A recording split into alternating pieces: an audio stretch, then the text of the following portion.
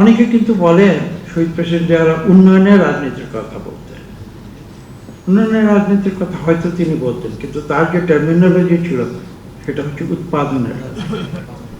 দুটি শব্দের মধ্যে কিন্তু প্রভেদ রয়েছে, বিরাট প্রভেদ। এবং আমি যে গল্পটি বলছি তা থেকে সেটা বুঝতে পারবেন। তিনি আমাদের সঙ্গে যখন আলোচনা করছেন আণবিক শক্তি বাংলাদেশে তখন আলোচিত হয়েছিল, যে রূপ নিয়ে আজকে আমরা আলোচনা করছি সেই রূপ নিয়ে কিন্তু সেদিন আলোচনা, কেননা রূপপুর প্রকল্পটি তারও আগে পাকিস্তানের সময় থেকে সেটা গ্রহণ করা হয়েছিল, কিন্তু বাস্তবায়িত হয়নি। তখনকার দিনে আণবিক শক্তির যে কনটেক্সট সেটা আজকের আণবিক শক্তির কনটেক্সট থেকে সম্পূর্ণ আলাদা ছিল। এবং এখানে বলা প্রয়োজন, বাংলাদেশের প্রথম রিসার্চ রিঅ্যাক্টর এটা শহীদ প্রেসিডেন্ট জিয়া রহমানের সময় হয়েছিল। তিনি কথা বলছিলেন এবং শহীদ প্রেসিডেন্ট জিয়া রহমান ওই যে বলছে শিক্ষা, তিনি সৈনিক, আওয়ামী লীগ বলে সৈনিক। তিনি কিন্তু যে আলোচনা হচ্ছিল তিনি কিন্তু কাগজের নোট নিচ্ছিলেন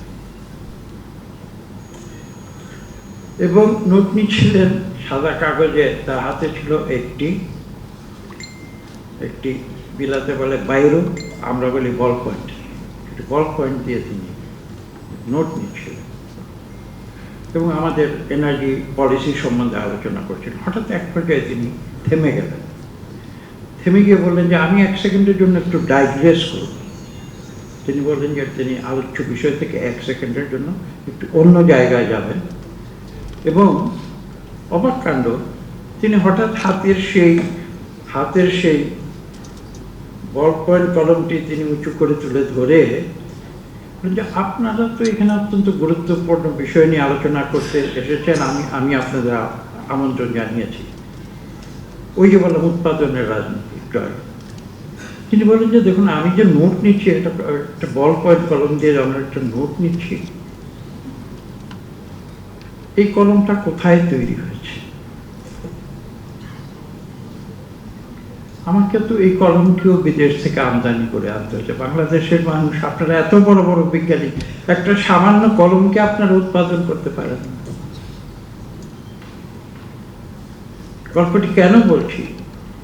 ওই যে এই বইয়ের ভিতরে আছে যে শিক্ষা কিন্তু বাস্তবমুখী হতে হবে, শহীদ প্রেসিডেন্ট জিয়া রহমান সেটা বলেছেন। এই প্রশ্নটি মানে একটা অত্যন্ত গুরুত্বপূর্ণ অন্য একটি আলোচনার ভেতরে তার মনে প্রশ্নটি জেগেছে। তিনি মূল বিষয়ের আলোচনা 1 মিনিটের জন্য স্থগিত করে তিনি আমাদের এই প্রশ্নটি করেছিলেন। আমার বলতে দ্বিধা নেই, সেদিন আমাদের লজ্জায় আমাদের সকলের মাথায় হেট হয়ে গিয়েছিল। এখন তিনি বলেছিলেন যে আমরা তো অনেক বড় বড় জিনিস উৎপাদনের কথা চিন্তা করছি, কিন্তু সামান্য এই কলমটি, বল পয়েন্ট কলমটি কি পর্যন্ত আমাকে বিদেশ থেকে আমদানি করে আনতে হয়, এটিকে আপনারা উৎপাদন করতে পারেন না। শহীদ প্রেসিডেন্ট জিয়া রহমানের যে শিক্ষা দর্শন, এই কথা বলে শেষ করা যাবে না। শহীদ প্রেসিডেন্ট জিয়া রহমানের জীবনে অন্যান্য দিকগুলো নিয়ে অন্যান্য বক্তারা আলোচনা করেছেন। আমি হয়তো সময়ের অভাবে আর আজকে সেদিকে যেতে পারবো না। যদি ভবিষ্যতে কোনোদিন সুযোগ পাই তাহলে হয়তো আমি কথা বলব। আমি যদি সারাদিন সারা রাত বা দিনের পর দিন বা রাতের পর রাত শহীদ প্রেসিডেন্ট জিয়া রহমান নিয়ে কথা বলি, আমি কিন্তু এই কথা বলে শেষ করতে পারবো। অবিশ্বাস্য ব্যাপার, মাত্র 3.5 বছর তিনি এফেক্টিভলি তিনি এই দেশের পরিচালনা করেছেন, only 3 years and a half। আমি বলি যে তার পরবর্তী 45 বছর বয়স পর্যন্ত তার 3.5 বছরে তিনি যে অর্জন করেছিলেন, জাতির জীবনে এমন কোন সেক্টর নাই যেখানে তার অবদান ছিল। এবং আমি অকপটে বলছি যে তার পরবর্তী আজকে 45 বছরের বেশি সময় হয়তো পার হয়ে গিয়েছে। আমরা 45 বছরে, তিনি 3.5 বছরে যা করেছিলেন, 45 বছরে আমরা সেটুকু অর্জন করতে পারিনি।